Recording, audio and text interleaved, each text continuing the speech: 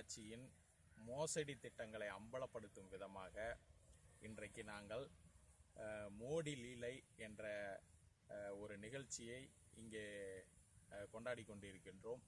மோடி கடந்த 4.5 ஆண்டுகளாக இந்திய மக்களுக்கும் தமிழக மக்களுக்கும் ஒரு ஜனநாயக விரோத மக்கள் விரோத அரசை நடத்தி கொண்டிருக்கிறார். இன்றைக்கு கார்ப்பரேட்டுகளுக்கு ஆதரவாக மோடி இந்த மத்திய அரசை நடத்தி கொண்டிருக்கிறார். ஆகவே மோடியின் இந்த மோசடிகளை அம்பலப்படுத்துகின்ற விதமாக இந்த மோசடி லீலை என்ற நிகழ்ச்சியை நாங்கள் இன்றைக்கு நடத்தி கொண்டிருக்கின்றோம்.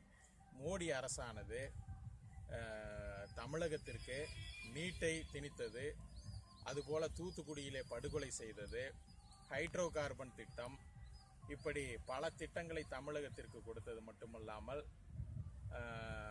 மத்திய அளவில் பண மதிப்பிழப்பு திட்டம், பெட்ரோல் விலைவாசி உயர்வு, ரபேல் ஊழல், இது போன்ற மோடியின் மோசடிகளை அம்பலப்படுத்துகின்ற விதமாக இன்றைக்கு நாங்கள் மோசடி லீலை என்ற இந்த நிகழ்ச்சியை கொண்டாடி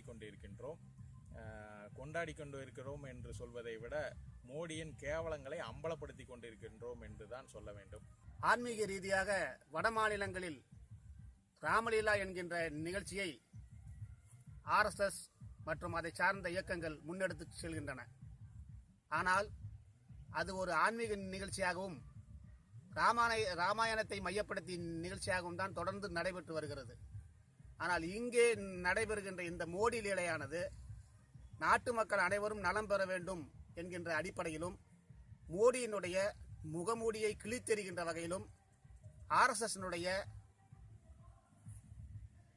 அவருடைய மதவாத போக்குகளை முற்றிலுமாக அம்பலப்படுத்துகின்ற நோக்கத்திலே இங்கு மோடி லீலை என்கின்ற இந்த நிகழ்ச்சியை இப்பொழுது நாங்கள் நடத்தி கொண்டிருக்கிறோம். இதை பார்த்து